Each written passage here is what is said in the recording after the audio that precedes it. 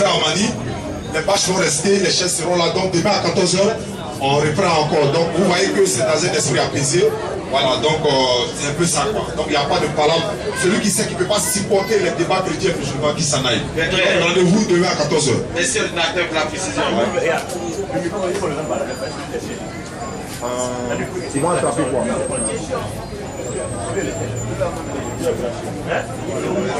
Ok, je vous dis quelque chose. Chacun a droit à une seule question. En 1 minute, sur le thème, le salut. Si tu sais... Non.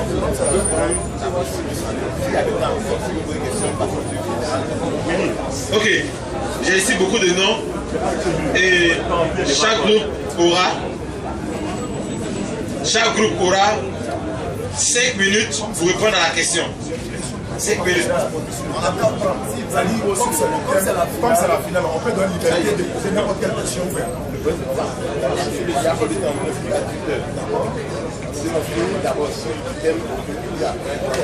Ok, j'appelle Jean-Paul pour la question.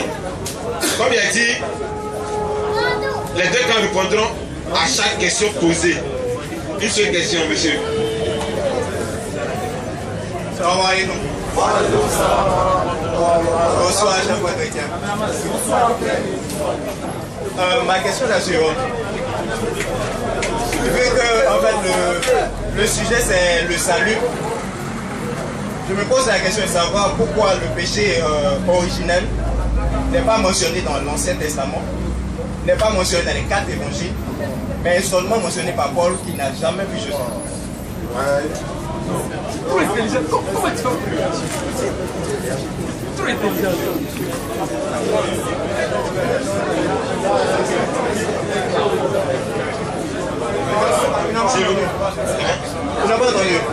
S'il vous plaît, s'il vous plaît.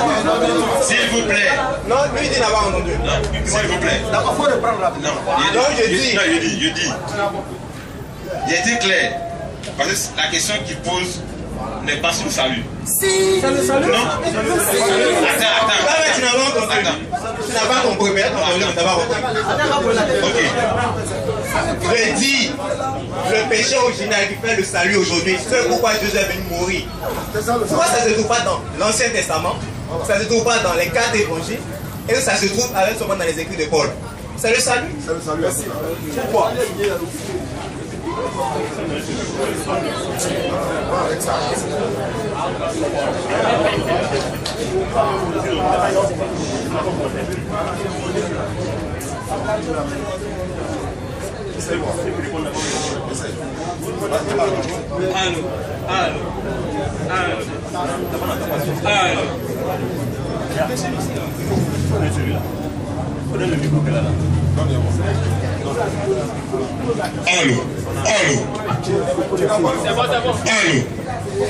Faut parler comme un garçon. Alors, vous parlez. Est-ce qu'on parle s'il vous plaît? On peut applaudir.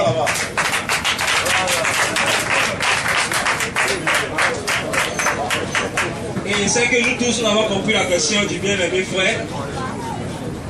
À part les épîtres de Paul, c'est quel verset encore qui confirme que Jésus, c'est ça, hein? Jésus, le péché, nous voit. Pourquoi? Ok. Merci. Au fait, il y a un problème. C'est lequel? Tout ce que nous voyons aujourd'hui, tout ce que Jésus, appelé le Christ, a manifesté, la majorité a été annoncée hier dans l'Ancien Testament. Pour ceux qui ne savent pas, et j'annonce au monde entier en même temps.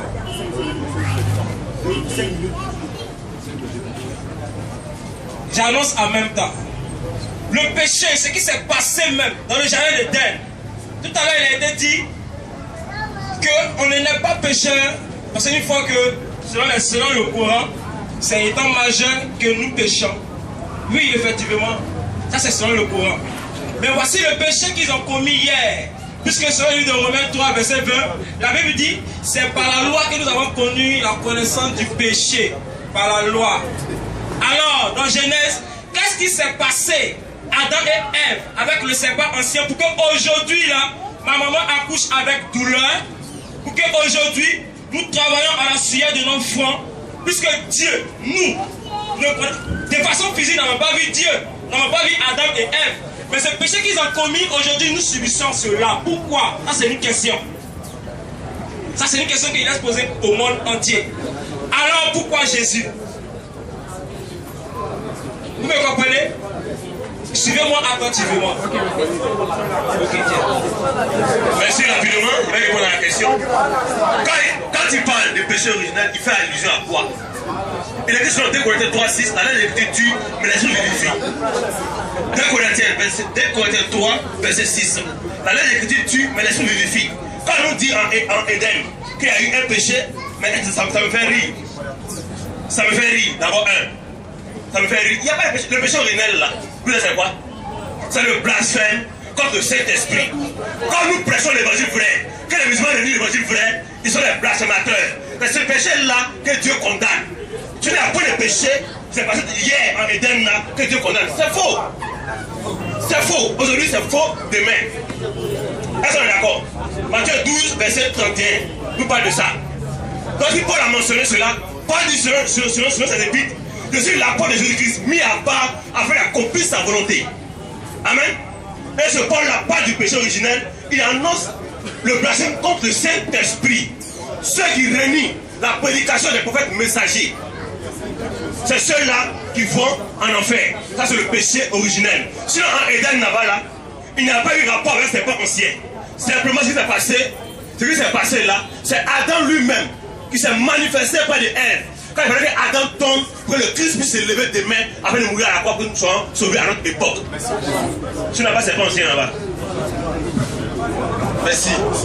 David, droit à la parole.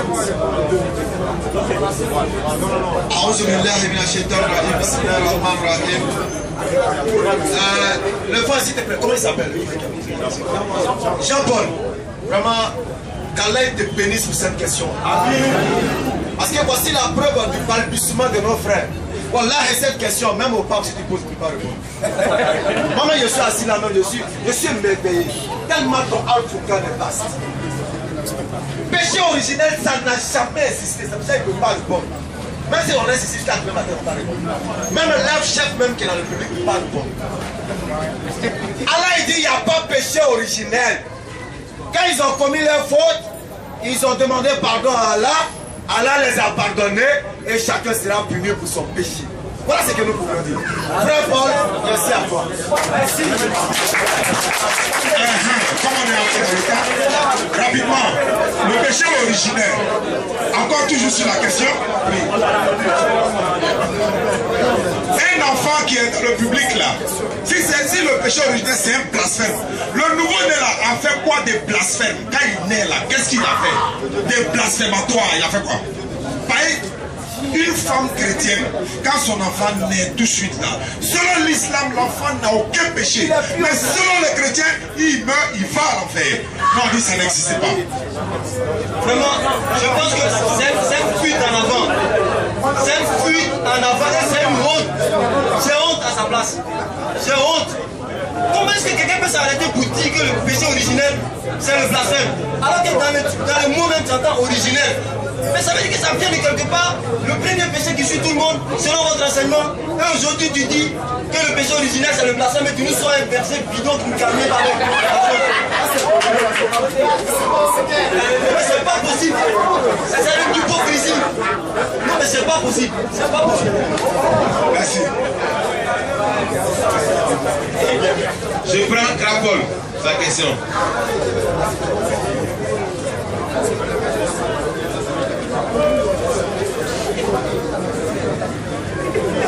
Alors, bonsoir tout le monde. S'il vous plaît. Il y a une question. Mais avant, je voulais dire un truc. Moi, concernant... Concernant le fait de se torcher le cul avec le courant, moi j'aimerais bien me torcher le cul avec le courant de Ben. C'est ce qui me veut. Ta question. Parce qu'il manque trop. Ma question arrive.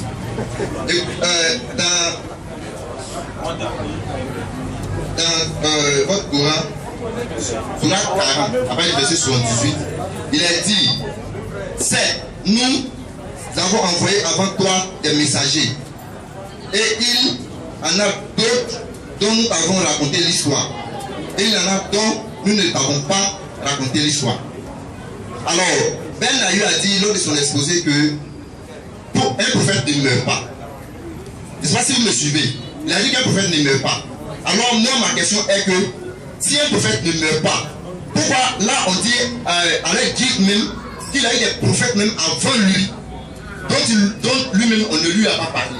Alors qu'il explique cette partie-là parce que je ne comprends pas. Un prophète ne meurt pas, qu'est-ce que ça veut dire? Voilà pourquoi je parle du discernement. C'est pour ça moi je parle toujours du discernement. Un prophète ne meurt pas. Tout simplement parce que quand tu viens prendre la parole de Moïse et que tu l'annonces, tu es en train d'annoncer Moïse comme s'il était vivant. Un prophète ne meurt pas. Parce qu'annoncer la parole de Moïse qui a été donnée à Moïse, c'est le rang de vivant. Du moment où l'Éternel dit que celui qui croit en l'Éternel, quand il meurt, il n'est pas mort. Si toi, qui n'es pas point, tu ne meurs pas, c'est le point qui va mourir. Frère, un prophète ne meurt pas. Il peut, allez, tu ne le vois pas, mais il est là de par son message. Il est là de par son message. Merci. Au-delà de ça, il y a un verset. Moi, je ne peux pas la révéler, la référence, mais elle est dit dans le Coran. Ne pensez pas que ceux qui sont. Le Coran nous dit, ne pensez pas que ceux qui sont morts sur le chemin de Dieu sont morts. Ils sont vivants auprès de Dieu. Ça, c'est les martyrs. Maintenant, comme il a dit, ceux qui ont invité les martyrs à être martyrs, ceux qui n'auraient divulgué le message, je disais donc que il est dit dans le Coran que ceux qui meurent sur le chemin de Dieu ne sont pas morts en réalité. Ils sont vivants auprès de leur Seigneur. Maintenant, il a ajouté ça. Il dit si celui qui est martyr est considéré comme vivant auprès de Dieu, quel sera le sort alors de celui qui a invité le martyr à donner sa vie pour Dieu? Ce sont les prophètes. Donc les prophètes ne sont pas morts. Et c'est une réalité. Quand le prophète est monté aux cieux, on a vu les différents cieux qui l'a raconté là-bas. Lisez l'histoire de la montée au ciel. Vous allez comprendre. Merci. Il y a tellement de questions qu'on a évitées. D'abord, merci. Il n'a pas répondu à la question comme il se devait. Parce qu'on fuit. Il dit au prophète Mohamed, il a été annoncé l'avènement de certains prophètes. Et à certains prophètes qui ont été mentionnés. Ceux-là, ils sont allés où? Ils sont où? Or, un prophète a l'absoluté de tous ceux qui ont passé avant lui. Non, quand même, ne va donner ouvert. Mais vous faites la question? On est d'accord, rapidement, on va répondre. Il a dit bien, oui. Il a dit bien, il faut poser la question. Dans sa question d'abord, il faut poser la question. Il dit, c'est le prophète qui ne sont pas mentionnés là, et ils sont où? Quand le prophète ne meurt pas, si le message de Moïse est dans le Coran, c'est Moïse n'est pas mort. Mais les autres sont pas mentionnés, ils sont morts ou ils sont quoi? Mais quand même, nous sommes assis les hommes intelligents. Quoi la réflexion? Le Coran était falsifié. Ça ne va pas mentionner l'apôtre Paul. On va mentionner Pierre qui sont des prophètes. On va mentionner ces prophètes-là. Parce que ces prophètes contredisent dans le Coran. Donc, pratiquement, c'est un livre qui est réservé pour eux. Vous comprenez? C'est pourquoi à Mahomet même, il va recevoir ces prophètes-là. C'est tout. Donc, Mahomet, son Al-Foukan même est dérangé en écrivant le Coran. Parce qu'il va recevoir les autres prophètes. Elle ne regarde pas les 5 prophètes résolus. 5 prophètes résolus. Qui? Je suis heureux de la réponse du prophète. Vous voyez, on a affaire à des gens qui sont intelligents selon le monde. Et c'est un comportement des serpents. C'est-à-dire que c'est des jeux de mots, ainsi de suite, sont de langues. Le but du débat, c'était quoi? Le but du débat, c'était quoi? Comment l'islam sauve? C'est vrai, mon frère a répondu, hein? Comment l'islam sauve? Moi, j'aimerais que vous posez la question dans ce sens, vous allez voir que l'islam, le plan de la rédemption de l'islam là, est caduque. Vous comprenez, non? C'est-à-dire qu'il faut bien te comporter selon l'islam. Mais moi, je ne vais pas venir d'aller à la mosquée. Quand il dit le péché originel, est-ce que c'est Paul qui l'a mentionné ou pas? C'est-à-dire, pourquoi c'est Paul qui l'a mentionné? Hein? Qui a parlé d'Al-Furqan? Pourquoi aussi, pourquoi Mohamed aussi n'a pas parlé de Saint-Esprit? On met la question pertinente, écoutez-moi, on met la question pertinente pour aller dans ce sens-là. Selon le Coran, là, selon le Coran, on est sauvé comment? Selon la Bible, on est sauvé comment? C'est tout. Le gars de démontrer le plan de leur salut. C'est ça. Où ils sont là? Si vous essayez, écoutez, où ils sont là? Où ils sont là? S'ils ont démontré comment on est sauvé dans le Coran, vous allez voir les failles. C'est là on les attend. On n'a qu'à essayer. Ça va dire, posez la question. La question.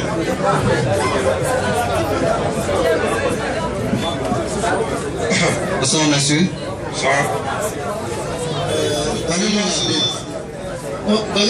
Selon la Bible, Jésus-Christ confirme les caractères universels de sa mission en plaçant tous les êtres humains au même pied d'égalité, en basant les critères de noblesse sur la piété. Maintenant, je vais expliquer ce que je veux comprendre dans cette question. Allons-y. Le sauveur de l'humanité ne pourra en aucune manière accepter qu'un peuple ou un individu ou une race ou une nation soit considéré comme étant supérieur aux autres sur base de considérations temporaires et non considérations charnelles. Inch'Allah. Alhamdulillah, vous avez bien entendu. Selon la Bible même, ça n'existe même pas. Nous, il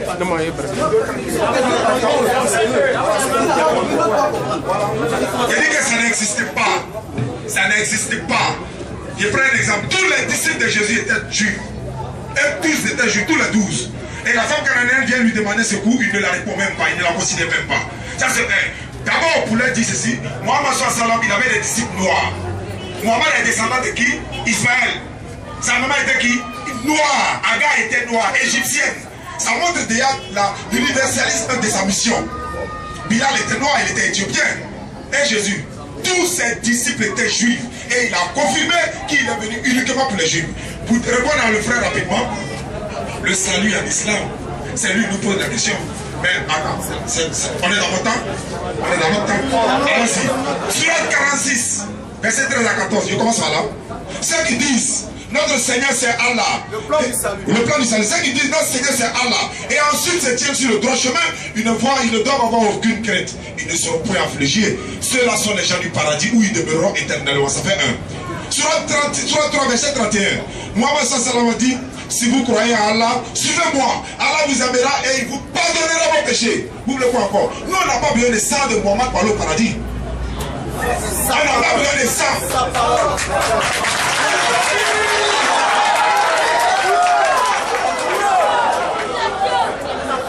Nous n'avons besoin que de la parole du prophète Mohammed pour avoir notre salut. On a besoin que de son enseignement. Cet enseignement qui nous dit d'être comme un âne sauvage. D'être comme un âne sauvage de la même manière que son ancêtre Ismaël a été. Un âne sauvage dans le sens que nous disons non à la pédophilie. Nous disons non à la zoophilie. Nous disons non à la consommation de l'alcool. Nous disons non à la consommation du porc. Nous disons non à l'adoration des idoles. Et nous ne disons que la ilaha illallah.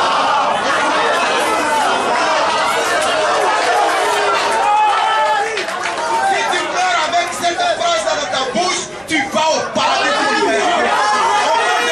On parle de l'universalité de Mohammed. Retenez ceci, Allah il dit, nous vous avons créé des mâles et des femelles.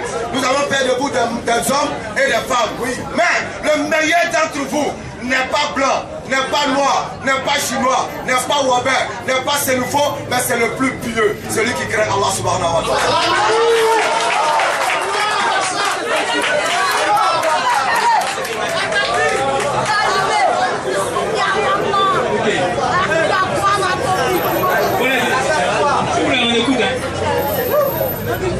J'aime chasser. Ils ont rentré maintenant dans le thème.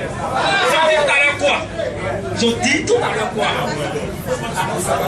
Oui, voilà, l'universalité de Jésus-Christ. Voilà. Pourquoi c'était soit assujetti à d'autres?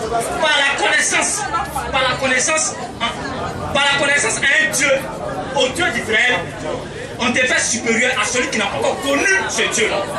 Est-ce que tu comprends? Par la connaissance au Dieu d'Israël. Quand il dit mon peuple périt par manque de connaissance, celui qui n'a pas la connaissance de la divinité vraie est inférieur à celui qui a la connaissance de la divinité vraie. Il n'y a rien à faire. Celui qui a la lumière et celui qui a la ténèbre, il n'y a pas de différence. C'est dans ce sens qu'on parle de supériorité. Est-ce qu'on comprend? Est-ce qu'on a compris? Maintenant, qu'on parle du sacrifice, de l'universalité de Jésus-Christ, de sa mission. Quand Simon a pris, il dit salut que tu as préparé pour le monde entier. C'était montré là-bas. Pour les nations, pour les nations et pour le monde entier. Mais on comprend quand Jean 3,16. Dieu a tant aimé le monde, qu'il envoie son Fils unique, afin que quiconque croit en lui. Dans le Coran, donc vous dites quoi? Jésus a manifesté le prophète d'Israël. C'est pourquoi il disait, n'allez pas, écoutez Dieu, n'allez pas vers les brebis perdues. Allez vers les brebis perdues d'Israël, n'allez pas vers les nations. Ça c'est Jésus en tant que prophète pour Israël. Mais Jésus en tant que salut du monde entier a dit quoi? Écoutez très bien.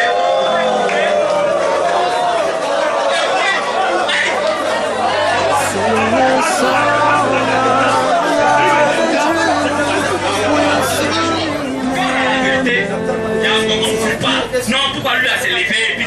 Ça, c'est ça, c'est signe de faiblesse. Donc je disais que en tant que prophète pour Israël, il dit allez vers les brebis perdues d'Israël. En tant que salut du monde entier, il dit à ses apôtres allez vers de toutes les nations des disciples. Là, il demande que son sacrifice est pour le monde entier. Donc, les gens, ils ne lisent pas la Bible. Ils ne lisent pas la Bible. Tu veux poser sa question? C'est fini déjà. Ok, non. Timoko.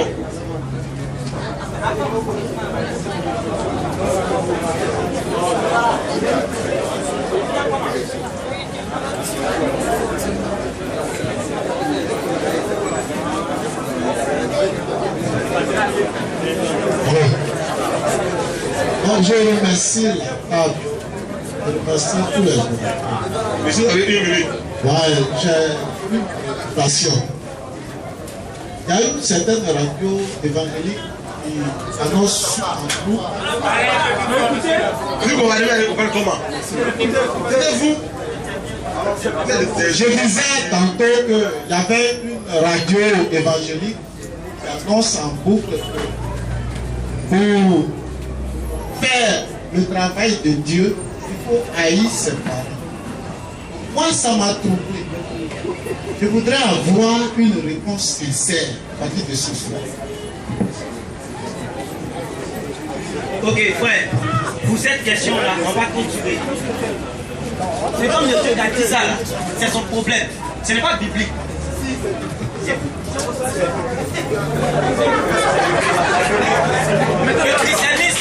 Le christianisme n'a jamais demandé pour faire l'œuvre de Dieu, il faut détester ses propres parents.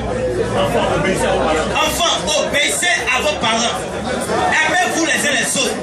C'est le commandement du Seigneur Jésus-Christ. Ce pasteur évangélique, tout à l'heure quand on commence à dire, dit, nous ne sommes pas la religion, c'est les autres chrétiens, c'est les catholiques et autres. Nous sommes les chrétiens qui marchent sur la Bible, qui est le christianisme vrai. Ce pasteur qui a dit ça, c'est lui et puis ses parents dans son assemblée là-bas. Nous là, on ne reconnaît pas ça. Et la Bible ne le reconnaît pas. Je pense bien que ce n'est pas une question en tant que telle comme je réponds à ça. Sinon pour adorer Dieu, comme il a dit ses parents. Tout ce qui est écrit, même quand tu croises l'évangile, quand tu parles de cet évangile-là, à ce moment on connaît l'évangile. C'est écrit. Sois en paix avec tout le monde si cela est possible. Mais voilà ce qui est écrit. Jésus dit à cause de mon nom, vous serez haïs. C'est différent. Lorsque la vérité est prêchée, de la même manière que les frères musulmans arrivent à nous haïr à cause du nom de notre Seigneur Jésus-Christ, c'est ça que Jésus-Christ a dit. Sinon, Embarrasser ses parents pour servir Dieu, c'est une abomination. Jamais et jamais. Donc c'est ce que l'on voulait vous dire simplement. Et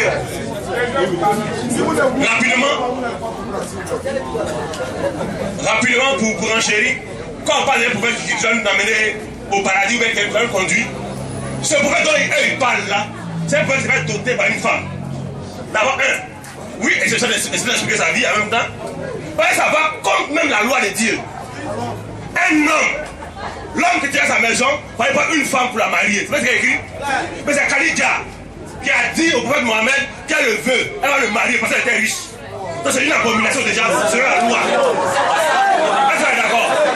C'est la question. Vous lisez ça à la tête. C'est un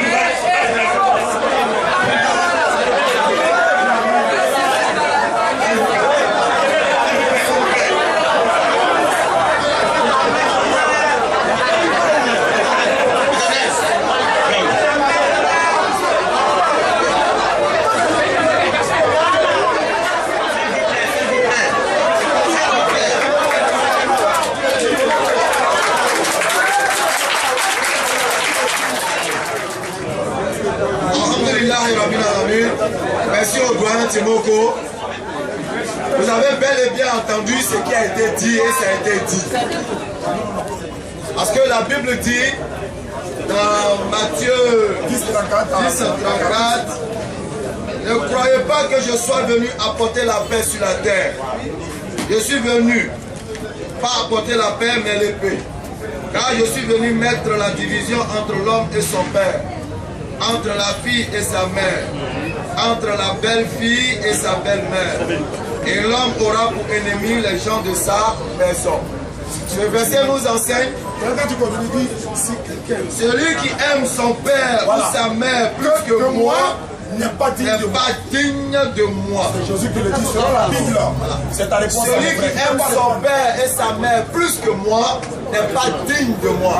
En un mot, tu dois haïr ou bien réduire ton amour.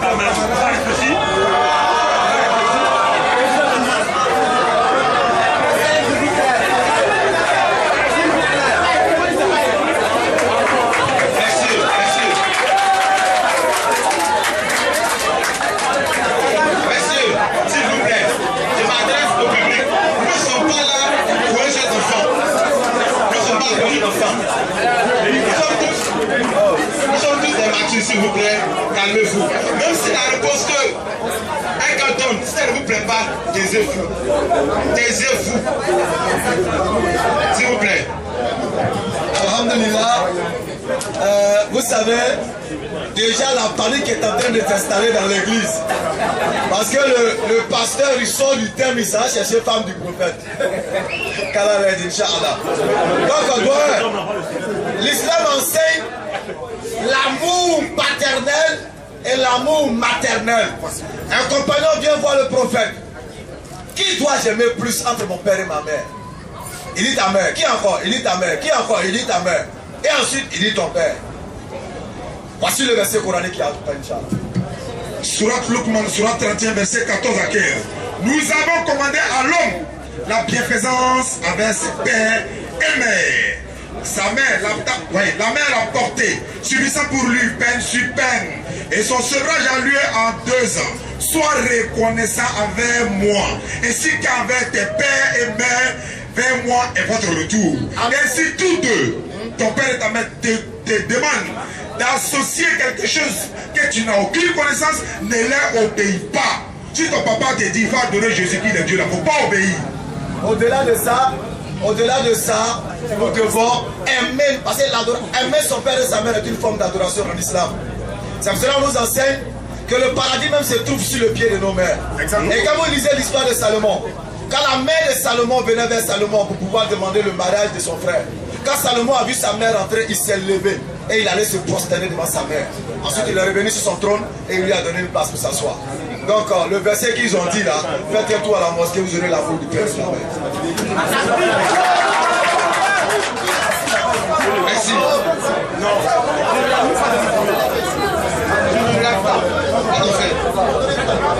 Merci. J'appelle Gabriel pour sa question.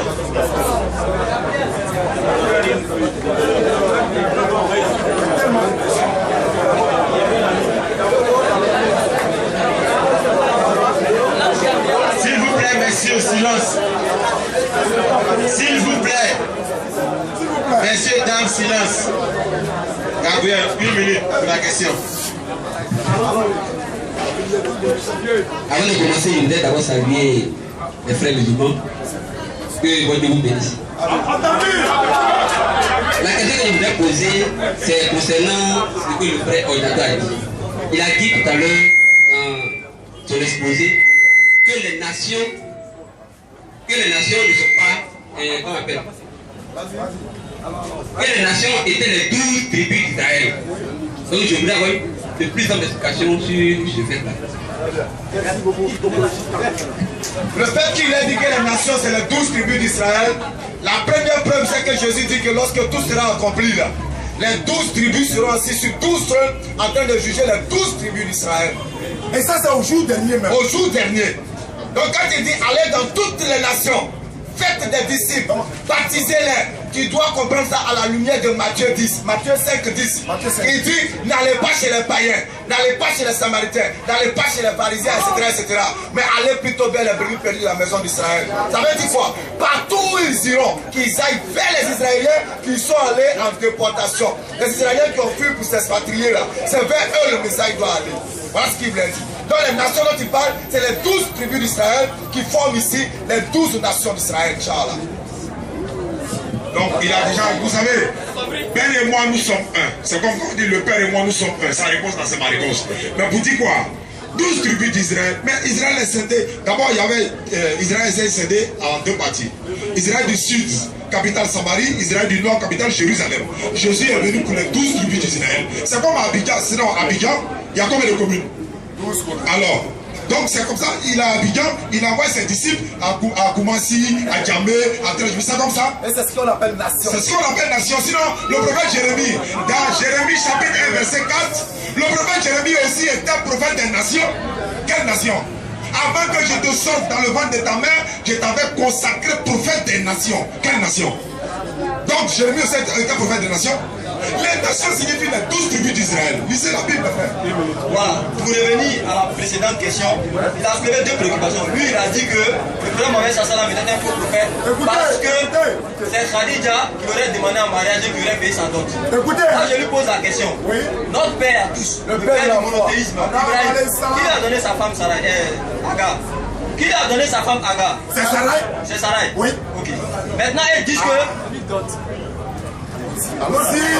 Maintenant, vous dites que si on vient enseigner un faux Dieu, ce Dieu-là doit être effectivement... Pourquoi les Juifs ont essayé de tuer Jésus? Quand tu lis dans Deutéronome 13, de verset 2, un jour peut-être un prophète ou un visionnaire se manifestera parmi vous et vous annoncera un prodige extraordinaire. Si le prodige se réalise conformément à la prédiction, et si l'homme vous invite alors à adorer et à servir des dieux étrangers, des dieux que vous ne connaissez pas, n'écoutez pas ce qu'il vous dit. Voilà pourquoi aujourd'hui nous disons que les chrétiens ils enseignent un Dieu que nous ne connaissons pas. Ils enseignent trois dieux, les juifs ne reconnaissent pas ce Dieu, les musulmans ne reconnaissent pas ce Dieu. Les juifs et les musulmans se divisent sur certaines questions, mais sur la question de l'unité de Dieu, il n'y a pas de débat. Actuellement, on va ensemble la Soura. Merci. Ok. Encore une fois, le discernement là, c'est top. Les Africains, c'est top. Que les 12 tribus sont les nations. Bon, démontrez ça sur la Bible là, que les 12 tribus sont les nations. Vous n'avez pas fait. Il dit encore que Jésus-Christ a dit à ses apôtres, n'allez pas vers les Samaritains. Mais dans Jean 4, on parle de la femme samaritaine au puits.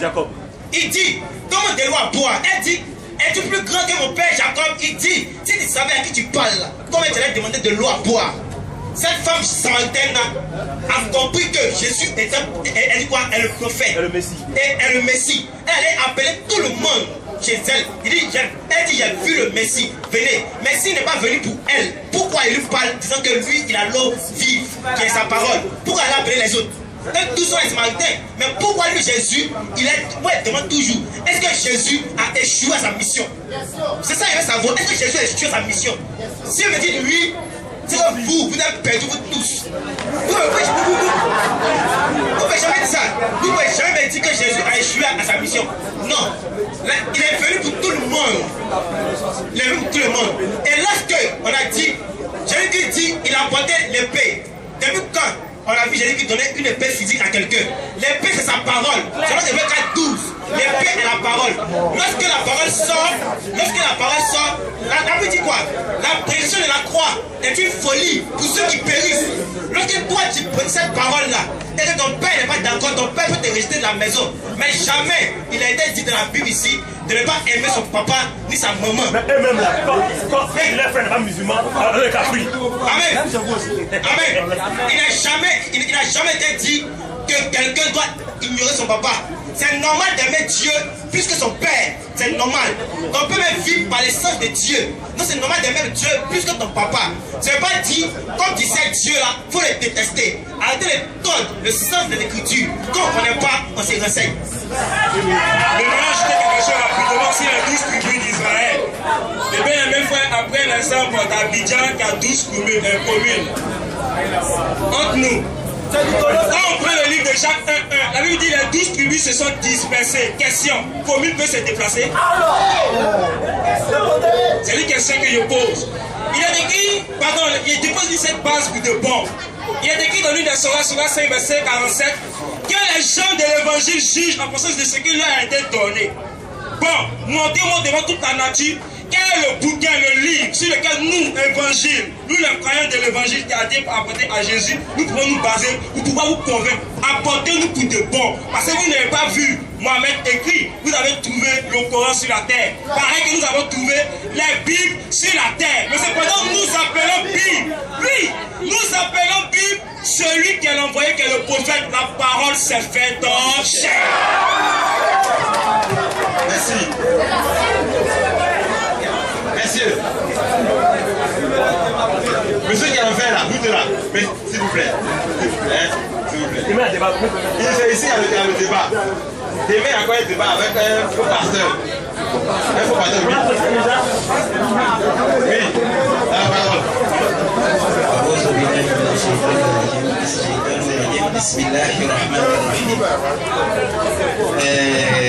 J'aimerais saluer tout le monde ici avec la salutation de Jésus et la salutation en islam. Salam alaikum, que la paix soit sur vous. Shalom. Et comme le frère, excusez-moi, comme le frère était en train de tourner sur la question qui vient de se poser, allons-y. Je répète encore, peut-être que c'est lui qui ne lit pas la Bible ou bien c'est nous qui sommes ici, nous ne nous lisons pas la Bible. Luc 14, 26. Si quelqu'un vient à moi, il ne haït pas son père, sa mère, son frère, ses enfants, ses frères et sœurs, et même sa propre vie, il ne peut être mon disciple. J'espère que ça, ce n'est pas clair. Ça, c'est selon la version Louis II. Je répète encore, Luc 14, 26. On n'a qu'à chercher. Maintenant encore, selon l'autre version, la Bible c'est même chose, le mot, ils ont changé, le mot est devenu préféré. Ça veut dire que tu dois préférer ton père et ta mère. Selon la Bible... Monsieur, ta question, Jérémie, ta question. Non, ici, monsieur, ta question. Oui, donc c'est le verset que j'ai donné. Ma question, c'est le verset du gars que j'ai donné. Ma question est, comme il a dit que le prophète sallallahu alayhi wa sallam, il ne sait pas si c'est quel ange que le prophète a reçu, il ne sait pas si c'est le diable ou qui. J'aimerais lui poser la question. L'apôtre Paul, selon la Bible, qui dit qu'il a vu l'ange de lumière, et selon la Bible nous dit que les anges peuvent se transformer, les démons peuvent se transformer en anges de lumière. Donc, l'apôtre Paul, qui n'a jamais vu Jésus, il a vécu 40 ans ou bien des années après Jésus. C'est quel ange, puisqu'il n'a pas vu pour savoir que c'est Jésus qui parle, c'est quel ange il a vu? Le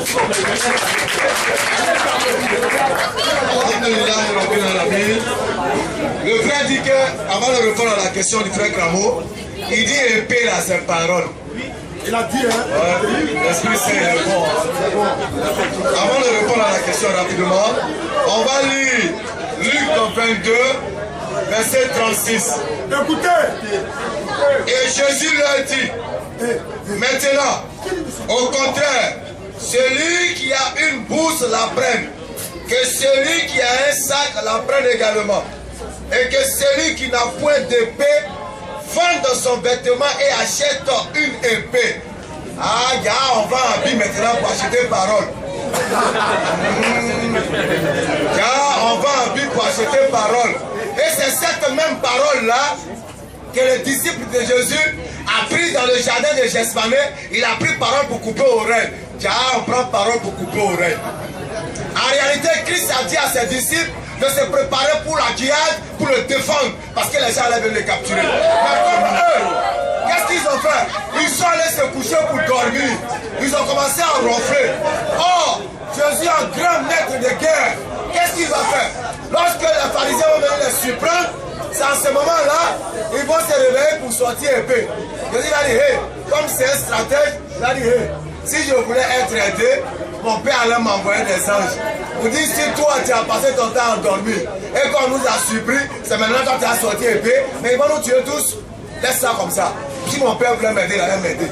Entre-temps, il a dit d'acheter des épées pour pouvoir le protéger, le défendre. C'est pour ça qu'il a dit, si j'étais de ce monde, les gens allaient, mes disciples allaient me défendre. Mais comme je ne leur appartiens pas, c'est pour ça qu'ils ne me défendent pas. Pour revenir à la question du frère Cramo, la Bible mentionne bel et bien une haine envers les pères et mères avant de suivre Issa alayhi salam, avant de suivre alors Jésus. Il conditionne qu'il faut haïr, le mot est clair, haïr. Pendant que le prophète Mohammed sallallahu alayhi wa sallam nous enseigne l'amour véritable du père et de la mère. Et il ne nous recommande cette désobéissance qu'en cas de demande d'associationnisme. Et encore il dit, même quand il doit désobéir, qu'en cas de recommandation d'associationnisme, c'est avec la manière. Tu dois le faire avec amour. Tu ne dois pas les insulter. Voilà comment le prophète envoyé à l'humanité doit se comporter. Avec sagesse et recommandation. Alhamdulillah. Le frère nous demande de lui dire quel évangile doit-on nous croire? Qu'il nous aide. On a 14 Bibles ici. Il n'a qu'à dire laquelle on doit croire. Merci. 14. Il faudrait que, pour chaque confection, il faudrait que vous compreniez quelque chose. Laquelle toi-même tu crois? Deutéronome 18, ça demeure. Sourate 10 et 94, Sourate 7 et 158, ça demeure. Ils n'ont pas répondu. Merci.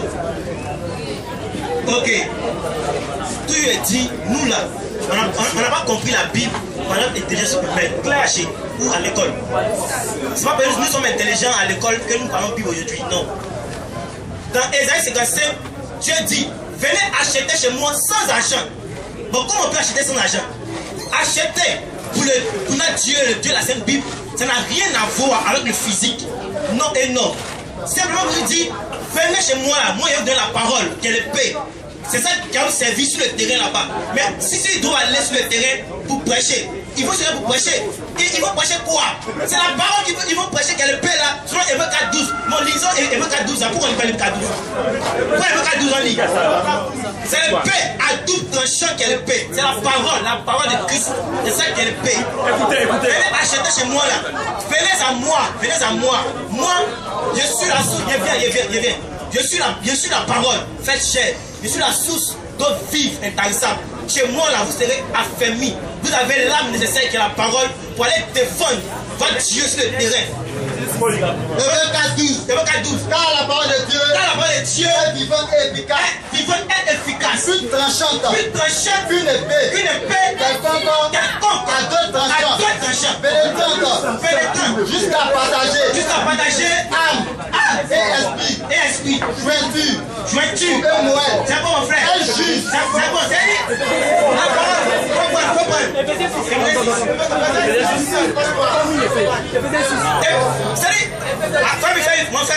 pardon. Enfant, obéissez à vos parents.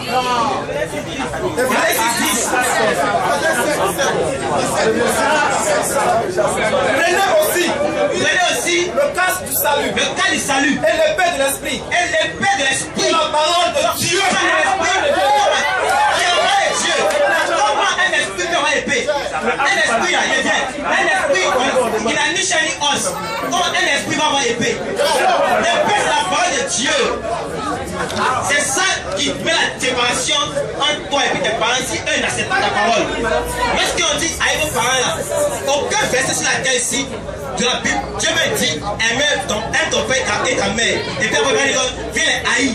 Mais selon le Seigneur. Selon le Seigneur là, ça signifie ne préfère pas tes parents à moi. Celui qui préfère ses parents et qui préfère sa fille là, il va la perdre. C'est ça. Ce n'est pas, il faut les détester, mais ne l'aime pas. C'est quoi? Il a été dit de te montrer le livre, l'évangile, parmi tout ce qui est là. Entre nous, quand vous nous voyez là, est-ce qu'il y a un livre devant nous? Est-ce que vous voyez un bouquin devant nous? Est-ce que Jésus-Christ dit que la parole fait chanter que prophète? Il dit, il est vrai. Il est écrit dans la Torah, tu ne commets pas d'adultère.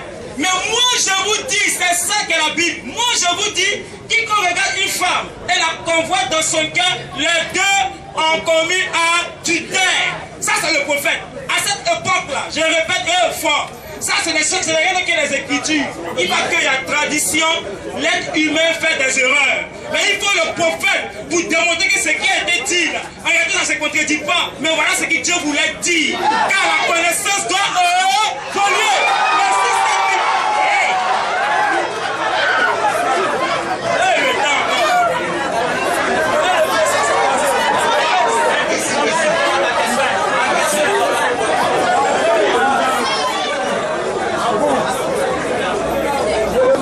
Jérémie.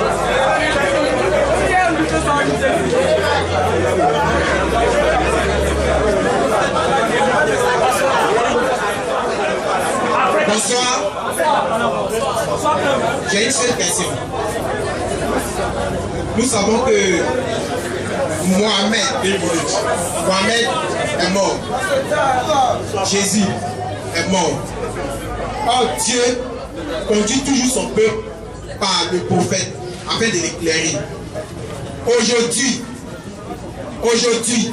que ces deux sont morts, où est celui qui nous donne les paroles de la vie éternelle? Merci.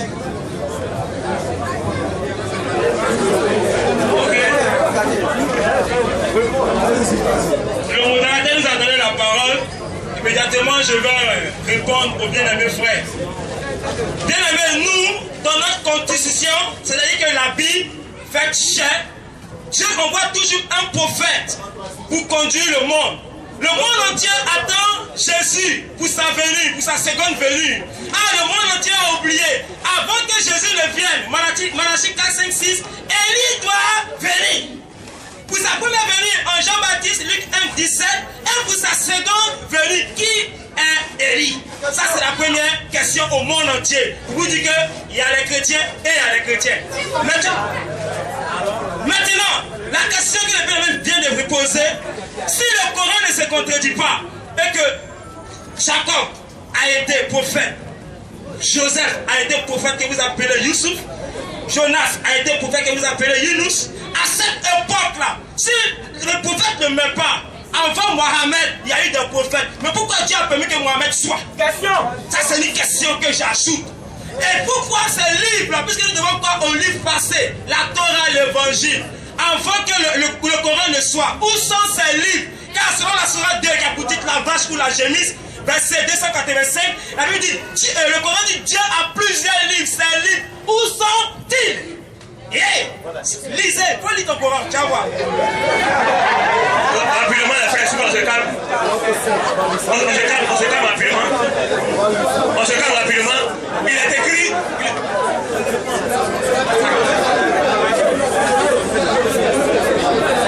À cette heure-là, mon frère, à cette heure-là, le pouvoir de l'heure se manifeste dans le ministère de la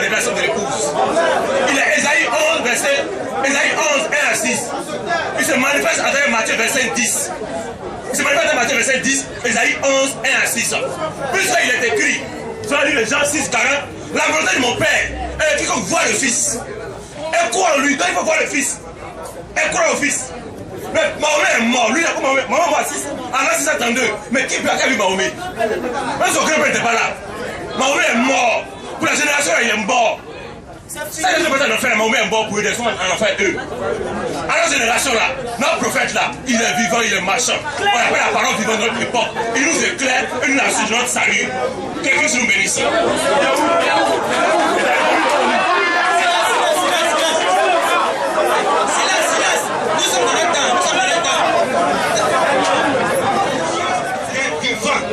Mort. Jésus sachant très bien qu'il allait partir, il a dit à Pierre, fais mes brebis. Un prophète vivant qui dit, lorsque moi partir là, toi Pierre là, fais mes brebis. Jean 21. Il a dit encore, et puis Paul, d'ailleurs là-bas, on dit quoi, Paul était suscité pour les nations. Donc il faut toujours un prophète vivant. Qu'elle doit écouter, à cette heure, le prophète messager là, s'appelle Obéni avant Moïse. Je pense que, comme il a dit, nous sommes suffisamment matures pour pouvoir distinguer ceux qui sont en train de s'amuser et ceux qui sont en quête de la vérité. Vous vous rendez compte que eux, ils sont dans un champ de jeu, à telle enseigne que le prophète Jérémie aujourd'hui est spectateur, après avoir été enflammé la dernière fois. C'est lui qui vient de poser question. Bien. Ils disent que le prophète là est chez eux. Le cri de minuit dit que c'est Kakou Philippe. Christ Moïse dit qu'il est dans leur église. Témoin de Jéhovah dit qu'il se trouve dans leur église. Mais Mohammed a dit la vérité. Allah a suscité l'inimité et la haine entre eux. Ils ne s'entendront jamais jusqu'à la fin.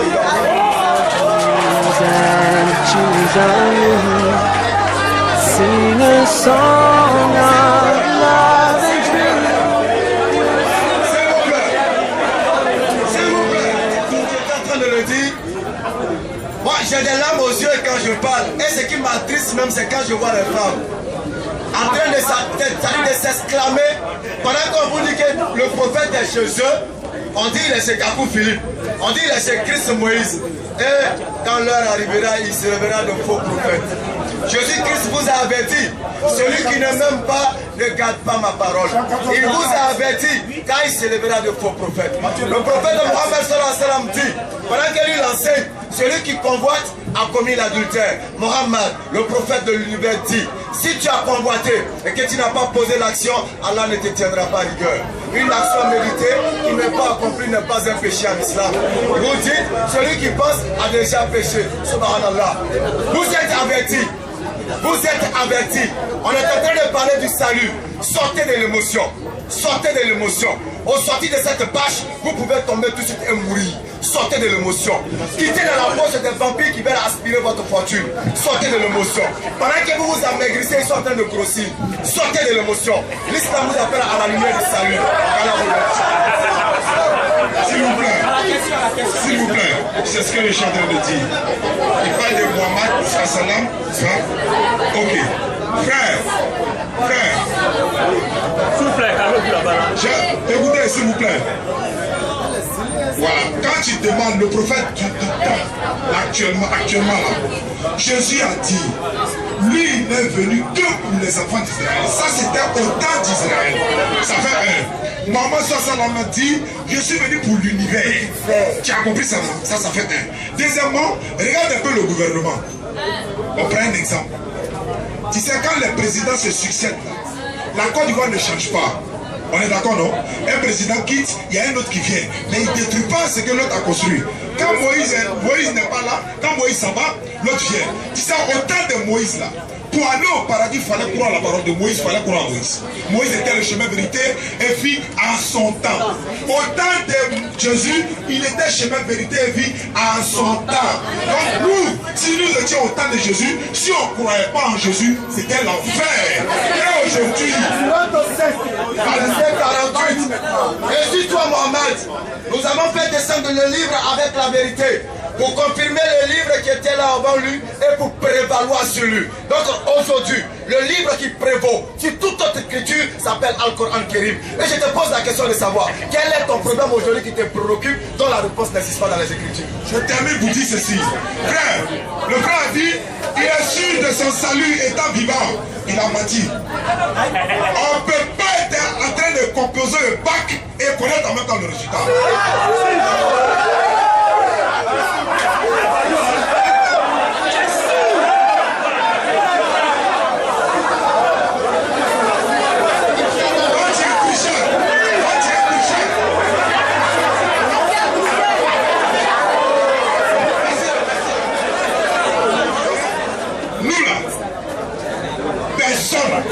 Personne ne peut savoir, étant sur terre qu'il a déjà vu au paradis. C'est comme un examen, frère. On est en train de composer au bac. Quand tu connais déjà le résultat, comment est-ce possible? C'est-à-dire quoi? Ici actuellement, tout être humain est en train de composer. Sur l'islam, c'est une fois mort qu'on voit le résultat. Mais compose bien. Parce que si moi j'ai en train de parler de Dieu ici, quelqu'un est dans le maquis, on ne peut pas avoir le même résultat. C'est un peu ça. Au temps de Jésus, Jésus était chemin, vérité, vie en son temps. Jésus nous a dit, j'ai encore beaucoup de choses à vous dire, mais vous ne pouvez pas les porter maintenant. Quand le consolateur, l'esprit de vérité viendra, il vous conduira dans toute la vérité, car il ne parlera pas de lui-même, mais il dira tout ce qu'il aura entendu, et il vous annoncera les choses à venir, et il me glorifiera. Il s'agit de Mohamed, vous devez suivre Mohamed aujourd'hui pour être sauvé.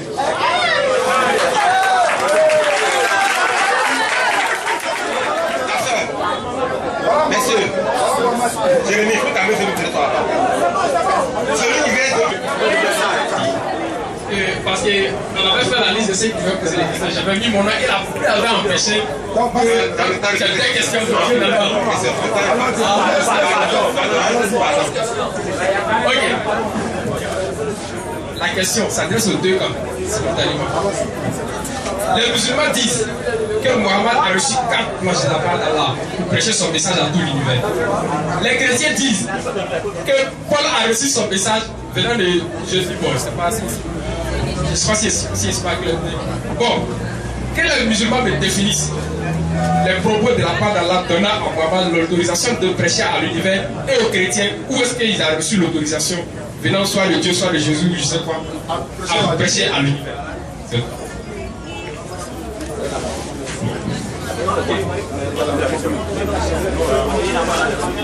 J'ai dit, écoutez bien, écoutons bien. J'ai dit, les musulmans affirment que Mohammed a reçu 4 planches d'autorisation directe de la part d'Allah pour prêcher son message à l'univers. Les chrétiens disent que Paul, puisqu'il n'a pas pu trouver le péché originel dans les anciennes écritures, c'est Paul qui a dit ça. Donc, où est-ce que Paul a reçu l'autorisation de prêcher son message à l'univers de la part des prophètes de Dieu ou bien venant de la part de Dieu? Les deux cas simultanément. Merci. Rapidement, on apprête Ésaïe 49.6 d'abord. 49.6 rapidement pour répondre aux bien-aimés frères. Ésaïe 49.6 s'il vous plaît, concernant l'univers, concernant les nations et autres là. C'est mon temps mon frère. Ésaïe 49 verset 6. Oui. Il dit, c'est peu que tu sois mon serviteur pour relever la tribu de Jacob et pour amener le reste d'Israël. Je t'établis pour être la lumière des nations, pour porter mon salut jusqu'aux extrémités de la terre. Aux extrémités de la terre. C'est un serviteur de Dieu, on dit ça. Et Ésaïe a annoncé plusieurs prophéties. Nous allons voir à qui cela concerne tout à l'heure. On apprête vraiment à 13:37. Acte 13, 37. Acte 13,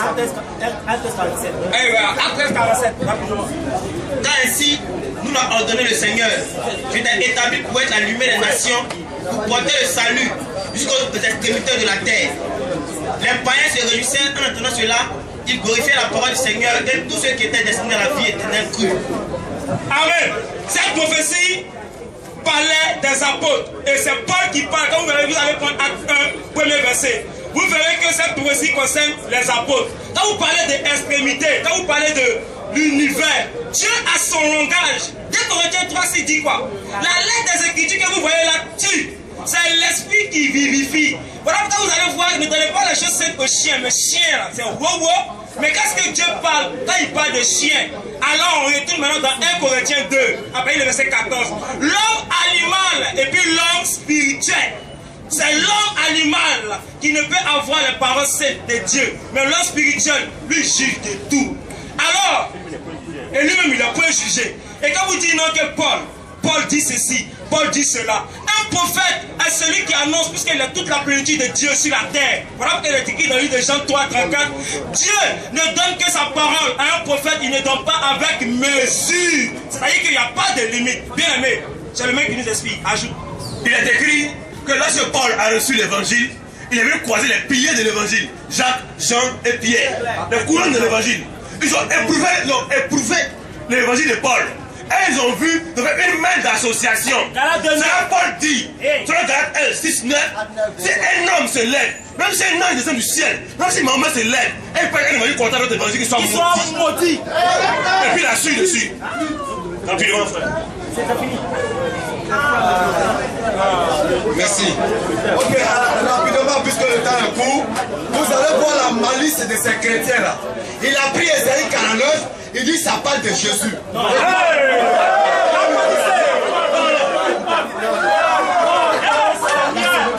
a dit Paul. Vous allez voir qu'elle est intelligent. C'est maintenant que vous allez comprendre la confirmation de mon intelligence. J'ai dit, il dit Ésaïe 49 parle de Jésus, il dit ouais. Alors Paul dit, si j'ai vu, ce n'est pas moi, j'ai vu, c'est Christ qui vit.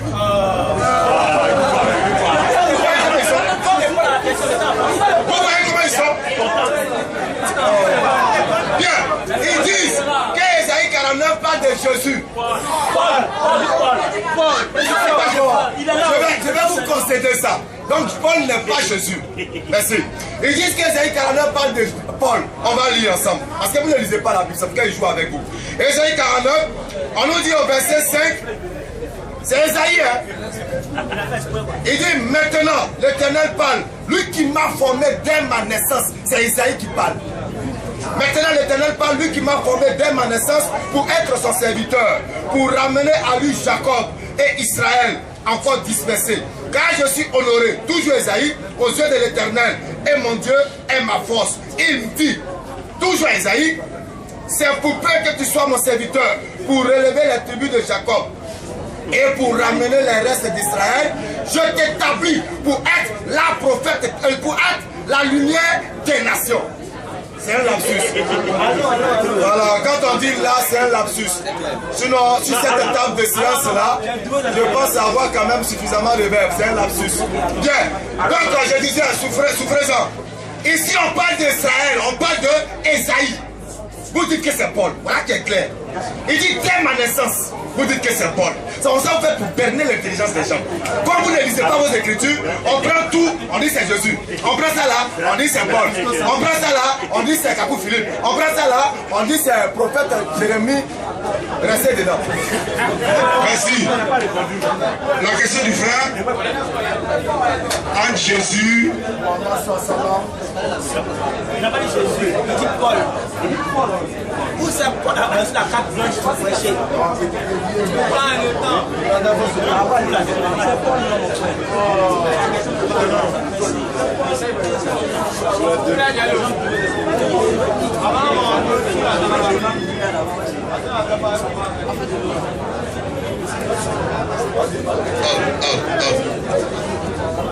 Non, il a parlé entre Mohammed et Paul, non? Je prends pour Mohammed d'abord, salam. Surat 7, verset 158. Non, on a la fin. Il ne peut pas répondre, béni. Depuis là, tu lui dis, s'il parle. Ils sont tous intelligents. Ça peut prendre du temps, tu n'as pas s'il peut répondre. Il ne peut pas, il sait. Lui, il n'a pas dit Coran, le Coran. Il sait la sourate parle de quoi. Voilà ce que la sourate dit. Dis, oh homme, je suis pour vous tous le messager d'Allah. Allahu Akbar. Oh homme, toute l'humanité. Et surat 34, 28, Dieu dit, et nous t'avons envoyé en tant qu'annonciateur et avertisseur pour toute l'humanité.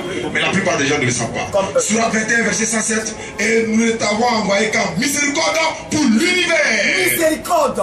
En miséricorde. Mais ça, c'est ce que Mohammed dit, non? Matthieu 15, 24. Il fait comme s'il n'entend pas. Jésus dit, je n'ai été envoyé uniquement pour les enfants d'Israël. Ma mission c'est... Maintenant, j'ai fini vous dire, moi je parle de Jésus, lui parle de qui? Paul n'a jamais reçu l'ordre de Jésus. Il dit qu'il a reçu une révélation sur la route de Damas. Et cette révélation se contredit dans Acte 9, Acte 22, Acte 26. Contradiction. Contradiction. Et puis tu dis quoi? Acte des Apôtres chapitre 5 verset 30 à 31, Paul Pierre dit, le Dieu de nos pères a ressuscité Jésus que vous avez tué en le pendant au bois. Dieu l'a élevé par sa droite comme prince et sauveur pour donner à Israël la repentance et le pardon des péchés. Pour donner à Israël. Sauveur, pour donner à Israël. Jésus est sauveur, c'est pour Israël.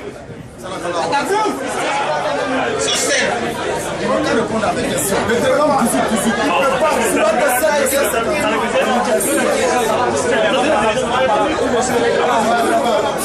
Sur scène.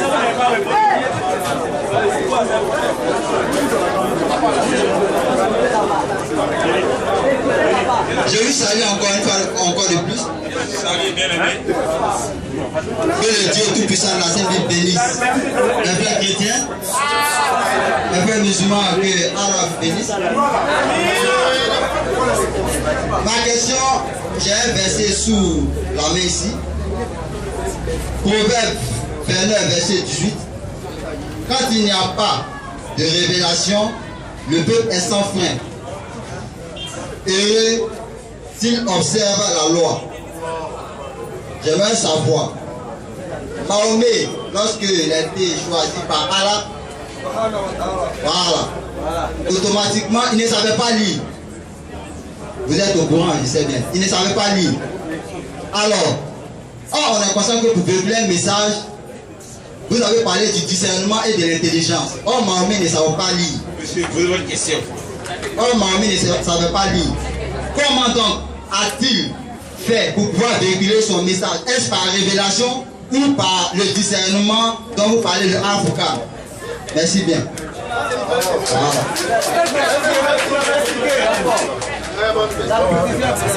Sincèrement, à tous les instituteurs du monde, sincèrement, je vous plains. Parce que si vous avez des élèves comme ceux-là, je comprends pourquoi vous les bastonnez toujours en classe. On parle, on reparle, on reparle. Ils ne comprennent rien. Ah oui, comme Allah l'a dit, ils sont sourds, aveugles et muets. Tu dis, ils ne savaient pas lire, ils ne savaient pas écrire. En quoi est-ce que ça empêche sa prophétie? On t'a déjà dit que le Coran veut dire récitation, rappel, lecture. On vient, on te dit, dis Bismillah, il dit Bismillah, il mémorise. Ar-Rahman, il mémorise. Maintenant, il a été envoyé à un peuple arabe d'abord. Daniel a reçu la révélation par l'ange Gabriel. Mohammed a reçu la révélation par l'ange Gabriel. Et quand il a reçu la révélation, il a mémorisé les versets qu'on lui donnait. Et ces versets descendaient par circonstances, en fonction des événements, en fonction des problèmes qu'il y avait. Il les recevait, il les mémorisait, il les faisait apprendre à ses contemporains qui aussi mémorisaient. Le Coran a commencé par la mémorisation. Avant d'être mis sur papier, c'était mémorisé. C'est pour cela qu'on a dit que si aujourd'hui on décidait de détruire tout le livre saint, le seul livre sur terre qui sera capable d'être reconstitué s'appelle le Coran. Parce que c'est un livre qui est mémorisé. Lui-même qui est assis, qui se joue les ordinateurs. Il ne peut même pas me réciter. Je dis bien, je prends un Jean, verset 1, au dernier verset, la réciter. Je lui donne mon âme. Le Coran dont il parle, c'est la mémorisation. Malgré qu'il est illettré là, il a reçu la révélation par mémorisation. C'est pour cela que Deutéronome te dit que le prophète qui viendra après Moïse, l'Éternel mettra sa parole dans sa bouche. Ok, moi ce que je voudrais ajouter, tout à l'heure il a dit que la loi devait être appliquée, n'est-ce pas? Tout à l'heure, celui qui a posé la question a dit dans le verset qu'il a cité que la loi devait être respectée. Mais ce que vous ne savez pas, c'est que Paul dit que la loi est maudite. Et je lis pour étayer ce que je dis. Galates 3:13. Voilà. Galates 3:13. Oui,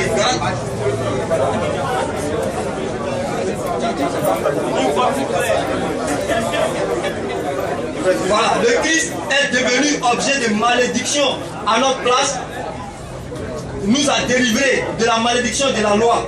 L'Écriture déclare, maudit soit quiconque est pendu à un arbre. Donc Jésus est maudit pour que nous soyons sauvés de la malédiction de la loi. Est-ce que c'est logique? Oh, Matthieu 5, 17 dit, Jésus dit à ceux-là qui vous enseignent à l'Esprit Saint, ne croyez pas que je sois venu pour abolir la loi ou les prophètes.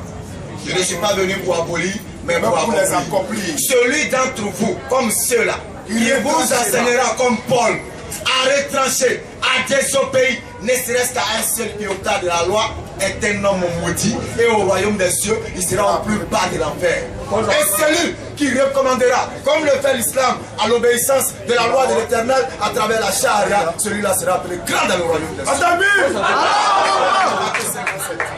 Merci.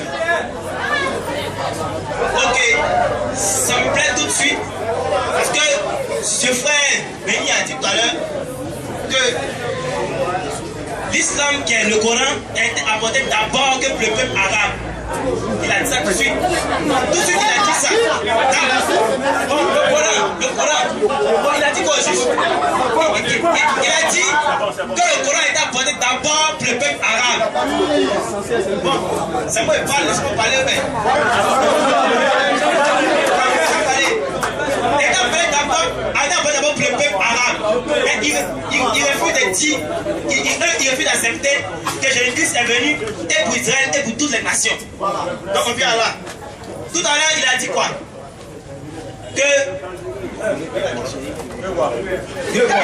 l'Esprit Saint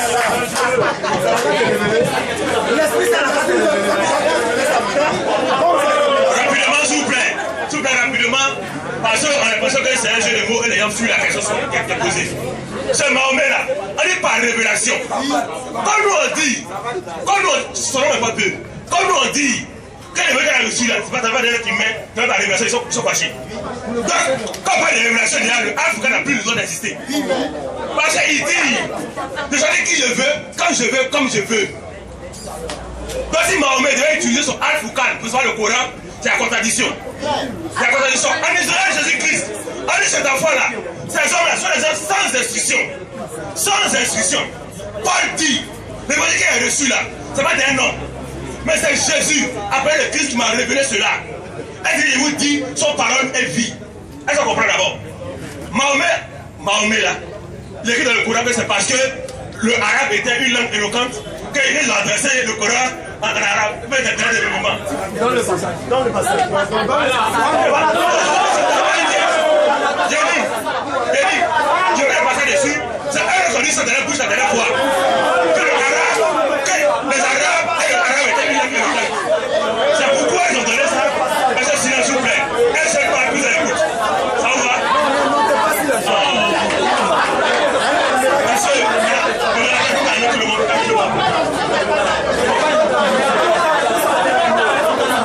J'ai dit, le débat passé là, ils ont dit, comme les Arabes étaient éloquents, et la langue arabe est éloquente et authentique, c'est pour le Coran ainsi là-bas. Mais c'est quand Dieu pour adorer là, on veut l'adorer en arabe. C'est quand Dieu pour prier là, il faut se courber. C'est une abomination. On y va être fou. Je vous dis, pour adorer Dieu, il est écrit selon Jean 4, verset 24. Parce qu'il y avait l'adorateur. Ils adorent le Père en esprit et en vérité.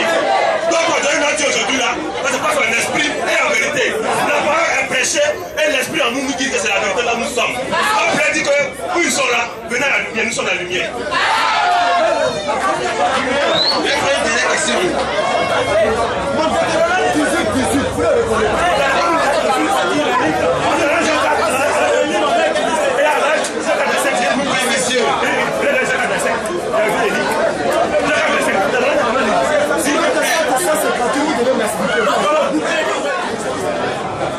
J'appelle ça logo pour la question. Je vais à la dernière personne d'intervenir. Après lui, chacun aura 5 minutes pour dire sa conclusion. Je vais prendre la parole de la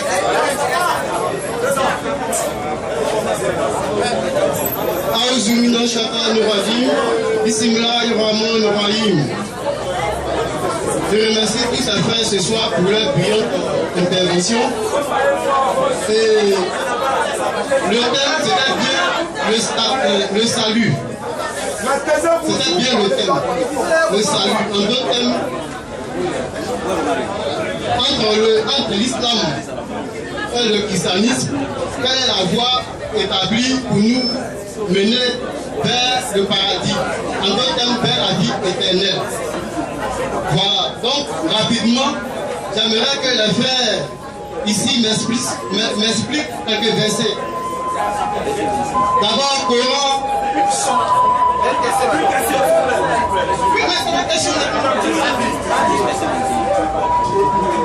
Au Coran, surat 34, verset 28. Et nous ne t'avons envoyé qu'en tant qu'administrateur et avertisseur pour toute l'humanité. Coran, surat 14, verset 1. Un livre que nous avons fait descendre sur toi, afin que, par la permission de leur Seigneur, tu fasses sortir les gens des ténèbres vers la lumière. J'aimerais que vous nous expliquiez ces deux versets. Ensuite, un verset biblique. J'aimerais que vous m'expliquiez plus clairement. Lorsque Simon-Pierre a demandé, lorsque le chef a demandé à Jésus-Christ, bon maître, comment ferions-nous pour hériter de la vie éternelle? La question était bien précise à Jésus-Christ et sa réponse aussi était bien précise. Donc j'aimerais que vous nous clarifiez ces versets. Je vous remercie. Merci. Il vous a posé une question. Je lui ai expliqué Luc 18 et puis les deux versets du Coran qu'il a donné. Expliquez-nous le verset Coran. D'abord, s'il vous plaît. Vas-y. Réponds à la question, c'est Merci, tout. frère. Peu importe la réponse, c'est bon. Merci pour la question, mon frère. D'abord, il va te répondre pour faire comprendre quelque chose. Mahomet confirme que Jésus est un vrai prophète. Jésus n'a jamais confirmé que Mahomet est un vrai prophète. D'abord, il n'a jamais confirmé dans les Écritures. Il n'y a pas un verset ou un chapitre qui demande que Jésus qui a confirmé que Mahomet est un vrai prophète. Jamais. Donc son livre est faux. Tu mets d'abord à toi.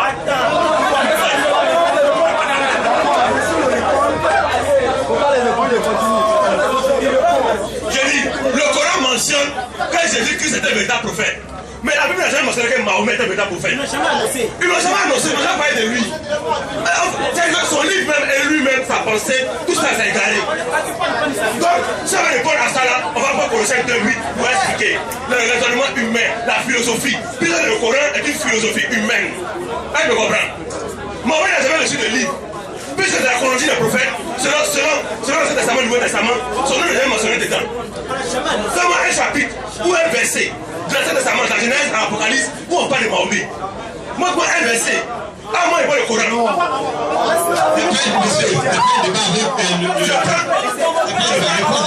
Je parle le Coran. Dans le Coran, au moins, verset, il faut être cité le nom de Issa, comme ils le disent. Mais elle-même confirme que Jésus-Christ est vrai. Mais Jésus n'a rien confirmé que Mahomet est vrai. Mais qu'est-ce qui se passe? Elle peut confirmer le prophète. C'est faux. Dans le prophète Mahomet et son livre là, c'est des histoires atomiques debout. Vous voyez un peu, comme il a dit tout à l'heure, tous les prophètes sont annoncés par un prophète passé. C'est évident, c'est clair. Selon la Bible, l'Ancien comme le Nouveau Testament, aucun verset ici ne demande que Mahomet doit venir plus tard. Ils vont prendre l'exemple de le consolateur. On dit le consolateur, c'est l'esprit de vérité. Et on l'a comparé au Saint-Esprit qui s'est manifesté dans les apôtres, dans Acte 2. Ce n'est jamais Mahomet aujourd'hui, jamais Mahomet demain. N'importe qui peut se lever après la venue de Mahomet pour pas un livre. Un homme ne se lève pas un livre et il dit c'est Dieu qui m'a inspiré. C'est facile. Mais il faudrait que la Bible, mais le livre passé derrière moi me confirme. Quel verset de la Bible confirme Mahomet? Donc nous, le Coran même là, c'est un livre poétique. On ne prend pas ça. أعوذ بالله من الشيطان الرجيم بسم الله الرحمن الرحيم.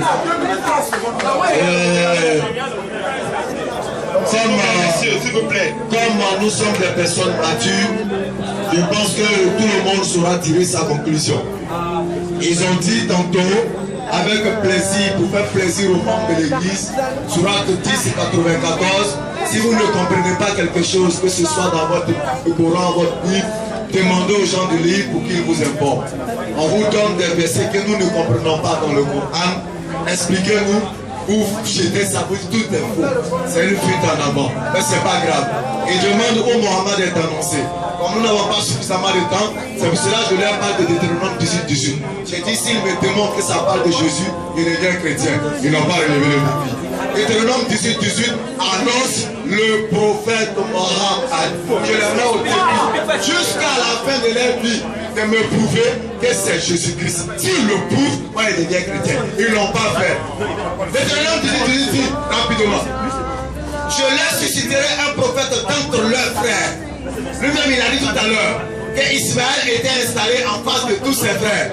Et il a cité Palestine, il a cité Israël. Je leur susciterai un prophète d'entre les frères. Je mettrai mes paroles dans sa bouche et il leur annoncera tout ce que je lui aurai commandé. Ok? Maintenant, on dit que c'est Ismaël. Ils disent que c'est pas Mohammed. Écoutez, Allah, quand je parle quelque chose et puis je ris, je parle avec assurance, avec joie, je sais de quoi je parle. S'ils demandent que ce prophète vient d'Israël, c'est que la Bible, ils n'ont qu'à le mettre ça ailleurs. Parce que je vous donne à tous, vous allez aller avec ça à la maison. Vous allez lire Deutéronome 34, 10. On dit, Israël n'a plus connu de prophète semblable à Moïse. Ça ne peut pas être Jésus. Ça ne peut pas être Jésus. Ça peut pas être... J'ai dit, Israël n'a pas connu un autre prophète semblable à Moïse. Or, le prophète qui doit venir doit être semblable à Moïse. Deutéronome 18. S'il me prouve qu'il s'agit de Jésus, moi je dis, s'il vous plaît. C'est pour cette raison, depuis le commencement, je leur ai dit, parlez-moi du Deutéronome 18. Ils ont chevauché, ils sont en train de tourner, ils sont en train de voter. Parce que s'ils sortent le nom d'un seul prophète israélite, ils deviennent menteurs. Parce que le Deutéronome 34 dit qu'Israël n'a plus connu de prophète, n'a jamais connu de prophète semblable à Moïse, tant en parole qu'en œuvre. On vous dit, merci rapidement. C'est la conclusion. Je suis pas en train de conclure. Merci. Non, s'il te plaît. Il a dit tout ce qui pria se concernant, c'est du blasphème. Abomination. Jésus priait comment? Le temps est parti. J'ai dit ceci, Matthieu 26, 39. Jésus se prosternait comme les musulmans pour prier. Tous les prophètes se prosternaient pour prier. Ils n'ont jamais chanté ou dansé à l'église ou bien à s'asseoir sur un banc pour prier. Merci. La ilaha illallah. La ilaha illallah. 5 minutes pour comprendre. Ok, les chrétiens ont pris la parole en premier, ils prenaient la parole en dernier, donc à vous de conclure.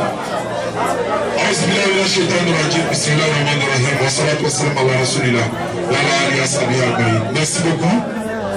Inch'Allah, merci beaucoup à tous les frères d'être venus ce soir, aujourd'hui. Vous voyez que nous avons débattu, nous sommes en train de conclure. Ces frères qui sont là, on ne se connaissait pas. On s'est vu à travers le frère Kamarati qui est là, sur le net.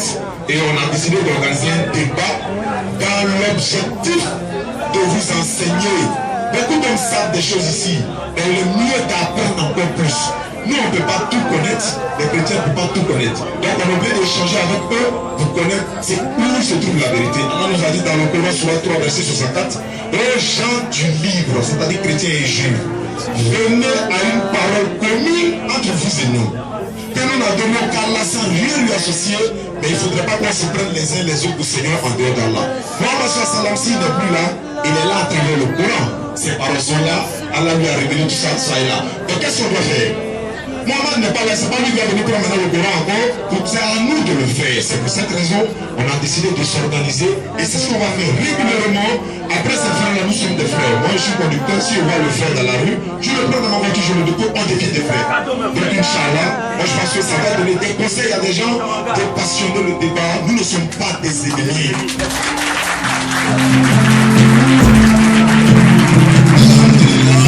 Comme il a si bien dit, c'est pour cela le prophète, Allah va dire au prophète à travers les révélations, tu n'as aucune contrainte sur ceux que tu enseignes. Ton devoir n'est que de leur transmettre le message. S'ils veulent, ils acceptent. S'ils veulent, ils refusent. Mais pour ce soir, en guise de conclusion, nous tenons à vous dire une fois de plus, débarrassez-vous de l'Esprit Saint. La révélation appartient au prophète. La compréhension spirituelle appartient au prophète. Et c'est à nous de discerner le véritable et du faux avec l'esprit du Al-Qur'an. Allah il dit dans la sourate 49, verset 13, nous vous avons créé d'un mâle et d'une femelle. Nous avons fait de vous des nations et des tribus. Nous avons fait de vous des peuples de différentes races pour que vous vous entreconnaissiez. Le meilleur d'entre vous n'est pas un arabe. Le meilleur d'entre vous n'est pas un chinois. Mais le meilleur d'entre vous est celui qui craint le plus Allah subhanahu wa ta'ala. Et nous tenons à vous dire que le seul susceptible de vous conduire au salut, lui-même l'a si bien défini, il a été envoyé à toute l'humanité. Il a été envoyé à tout l'univers. Il a été envoyé même aux animaux. Parce que lorsqu'on parle d'univers, il s'agit de tous ceux qui composent l'univers. Vous êtes avertis. Sur ce, Allah, parce que vous sortez d'ici, vous ayez la lumière nécessaire pour pouvoir distinguer le faux du vrai. Que vous vous écartez de votre passion. Et maintenant aux femmes chrétiennes, retenez ceci. Et tout enfant que vous allez mettre au monde, si votre enfant décédé au bas âge, sa destination, sa meilleure destination, c'est bel et bien l'enfer. Mais l'islam vous dit que lorsque votre enfant naît et qu'il meurt avant l'âge de la puberté, c'est un destiné du Jannah du Firdaus. Voici les deux paroles, choisissez et orientez-vous. Ok, vraiment, disons merci à tout le monde d'être venu. Ce débat est né, comme il a dit, d'une conversation sur Internet. C'est pour vous dire que s'il y a des gens qui sont très zélés contre l'islam, qui insultent les musulmans sans raison, qui insultent le prophète par ignorance et par passion, ne faites pas trop les tapages, vous n'avez pas trop d'arguments. Cherchez à contacter les frères, c'est les élèves d'Abdul Majid, le BAM 17 81. Ils ont une page Facebook, ils ont une page YouTube, c'est sur cette page que moi je les ai connus, je les ai contactés. Et puis aujourd'hui nous sommes là. Donc pour dire qu'on peut dépassionner les choses, on peut faire en sorte que la violence s'estompe. Si toutefois nous asseyons, que nous touchons, vous voyez qu'il n'y a pas eu de coup de poing. Ils ont dit des choses que nous avons énervées, on l'a exprimé, et on a établi la vérité. Mais après, on va se saluer et c'est un contact qui vient d'être créé. Donc je vous invite tous à prendre ce chemin-là, de sorte que le débat religieux se dépassionne et que nous puissions faire éclater la vérité à travers ces dialogues. La brigade anti-mensonge. Sourate 1781, la vérité, l'islam est apparu et le mensonge a disparu.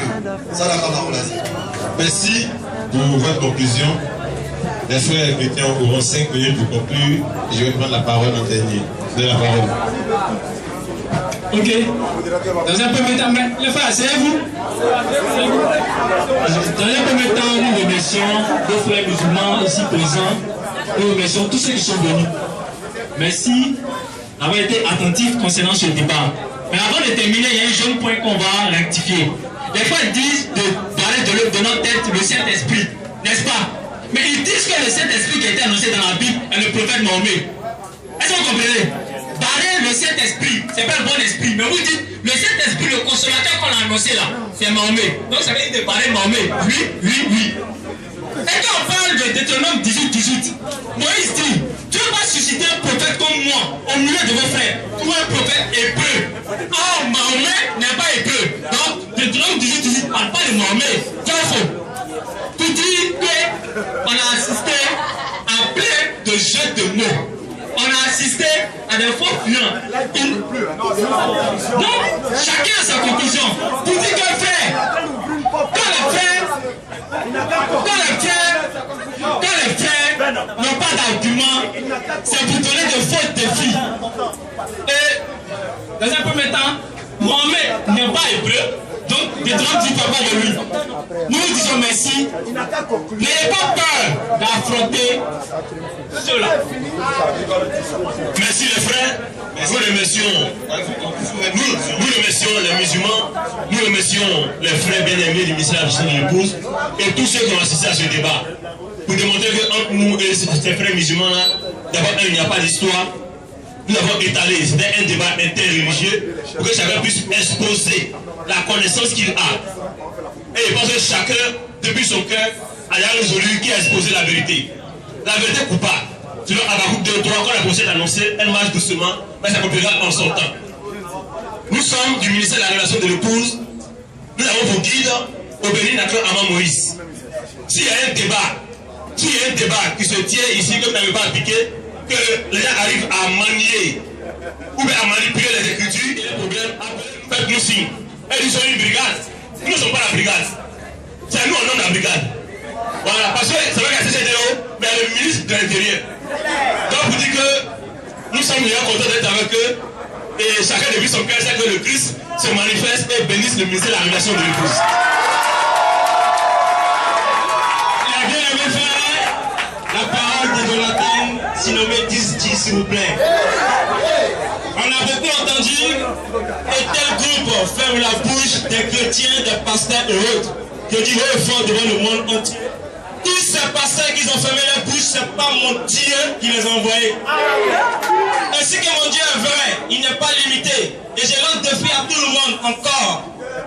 Et que soit le débat que vous allez entendre contre les saintes écritures, ne regardez jamais à l'apparence, car ils sont doués de l'intelligence humaine, s'il vous plaît. Et soyez toujours à travers les preuves écrites. Car c'est un conseil qui est donné à toute la nature. Que le Christ vous bénisse. Donc merci. Et merci encore.